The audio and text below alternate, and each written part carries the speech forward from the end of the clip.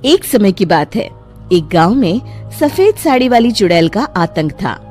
चुड़ैल रात भर गांव में घूमती और गांव का जो भी आदमी उसे दिखाई देता उसे वो घायल कर देती। अरे कोई तो बचाओ, मर गया रे। एक रात हरिया अपने खेत से अपने घर लौट रहा था कि तभी अचानक उसके सामने चुड़ैल आ जाती है। अरे बाप रे, ये चुड़ैल कहाँ से आ गई? आज तो मैं गया काम से।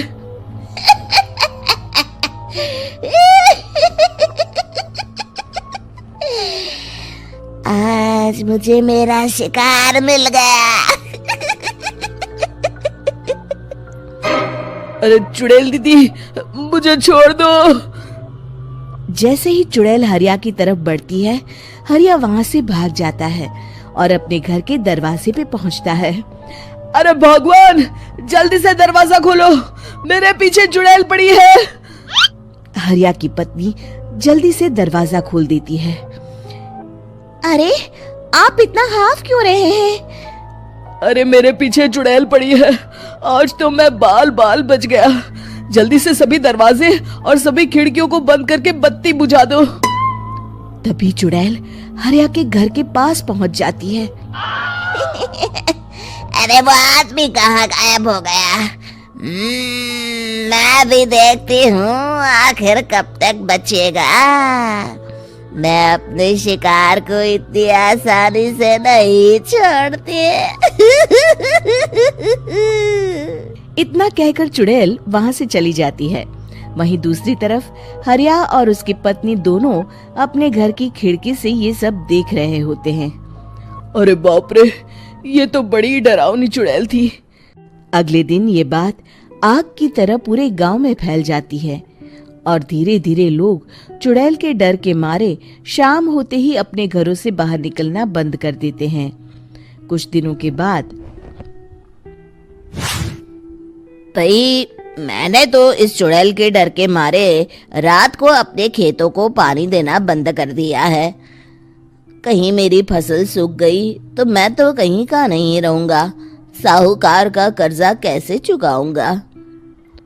अरे भाई, पूरे गांव वालों का यही हाल है। पता नहीं ये चुड़ैल हमारे गांव में कहां से आ गई। फिर एक दिन गांव के पास वाली नदी के किनारे एक बहुत बड़े तांत्रिक के आने की बात कुछ गांव वालों को पता चलती है। वो लोग जाके ये बात गांव के मुखिया को बताते हैं। मुखिया जी, नदी के किनारे एक बहुत ही पहुंचे हुए तांत्रिक बाबा आए हैं। हमें उनसे मदद मांगनी चाहिए। मैंने सुना है वो बड़े बड़े भूतों और चुड़ैलों को अपने वश में कर लेते हैं। मुखिया जी सभी गांव वालों को लेकर उस तांत्रिक के पास पहुंच जाते हैं। ओम फट स्वाहा, ओम फट स्वाहा। तभी तांत्रिक अपनी बंद आंखों को खोलकर कहता है, क्या बात है? तुम सब लोग यहाँ क्यों आए हो? मुखिया जी उस तांत्रिक को सारी बात बता देते हैं। अच्छा, तो ये बात है। और तांत्रिक अपनी आंखों को बंद कर लेता है। मैं देख रहा हूँ तुम्हारे पूर्वजों ने बहुत पाप किए थे, जिससे ये गांव अब श्रापित हो चुका है। उसी के फल स्वरूप तुम्हारे गांव में चुड़ैल आई है। ये चुड़ैल बहुत खतरनाक है, ये किसी को नहीं छोड़ेगी। हे भगवान, मर गए रे, अब क्या होगा? तभी गांव के मुखिया जी कहते हैं, बाबा, इस चुड़ैल से हम सबको बचा लीजिए। कोई तो उपाय होगा। इसका सिर्फ एक ही उपाय है। सभी गांव वालों को बारी बारी हर दिन अपनी आधी फसल उस पहाड़ी के ऊपर बनी काली गुफा में छोड़ के आनी होगी। तभी उस चुड़ैल की भूख मिटेगी और श्राप का प्रभाव खत्म हो जाएगा और तुम सब जिंदा बच जाओगे। सभी गांव वाले उस तांत्रिक की बात को मान लेते हैं और वहां से चले जाते हैं।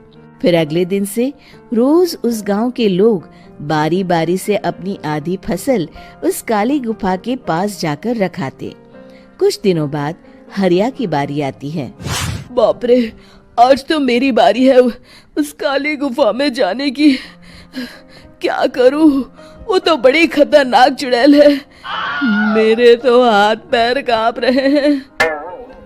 फिर हरिया डरते डरते अनाज की बोरियां अपनी बैलगाड़ी में लाद देता है। तभी हरिया की पत्नी उससे कहती है, देखो जी, संभल के जाना और किसी भी हालत में शाम होने से पहले वापस आ जाना। उस चुड़ैल का कोई भरोसा नहीं है जी। हरिया बैलगाड़ी में बैठते हुए कहता है, भगवान, मैं क्या वापस आऊंगा? लगता है अब तो मेरी खबर ही आएगी। इतना कहकर हरिया वहां से चला जाता है। रास्ते में जंगल से गुजरते हुए हरिया की बैलगाड़ी का एक चक्का बड़े गड्ढे में फंस जाता है। हे भगवान, अब ये क्या मुसीबत है? हरिया नीचे उतर के पूरी ताकत से अपनी बैलगाड़ी को गड्ढे से निकालने की कोशिश करता है। बहुत देर मेहनत करने के बाद हरिया की बैलगाड़ी उस गड्ढे से बाहर निकल जाती है। हे भगवान, अब तो शाम होने वाली है। आज तो मैं गया काम से। जैसे तैसे हरिया काली गुफा में पहुंच जाता है। अरे मर गया रे, यहाँ तो चारों तरफ डरावना माहौल है। मैंने यहाँ आने में बहुत देर कर दी, कहीं चुड़ैल नाराज ना हो जाए। हरिया अनाज की बोरिया वहां रख के जैसे ही जाने लगता है, तभी उसे किसी के आने की आवाज सुनाई देती है। हरिया एक कोने में छुपकर अंदर देखने लगता है। चुड़ैल वहां आती है और फिर अपने चेहरे से नकली चुड़ैल का मुखौटा निकाल देती है। हरिया ये देख के हक्का बक्का रह जाता है। तभी चुड़ैल कहती है, भैया यहाँ आना। आज तो बहुत अनाज आया है, इसे मिलाकर अब हमारे पास ढेर सारा अनाज जमा हो गया है। कल ही हम इसे शहर में बेच आएंगे और माला माल हो जाएंगे। तभी अंदर से नदी के किनारे वाला तांत्रिक बाहर आता है। अरे, ये तो तांत्रिक बाबा है। हाँ, अब तो हम दोनों की जिंदगी मजे में कटेगी। गांव वालों को बेवकूफ बनाना इतना भी मुश्किल नहीं था। लोग तो तुम्हें सच में असली चुड़ैल समझते हैं। हाँ, तुमने सही कहा। अब ये गांव वाले चुड़ैल के डर से जिंदगी भर इस काली गुफा में अनाज पहुंचाते रहेंगे। अच्छा, तो ये बात है। ये दोनों पूरे गांव वालों को बेवकूफ बना रहे हैं। अभी जाकर सबको बताता हूँ। हरिया उन दोनों की पूरी बातें सुन लेता है और जल्दी से वापस गांव में आता है। गांव वालों को पूरी बात बता देता है। इससे पहले वो दोनों हमारा अनाज लेकर शहर जाए, हमें उन दोनों को पकड़ना होगा।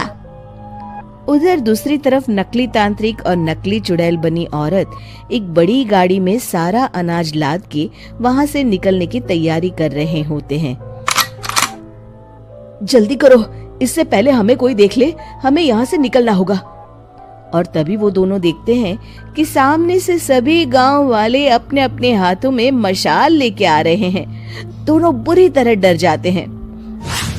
रुक जाओ, तुम दोनों का भांडा फूट चुका है।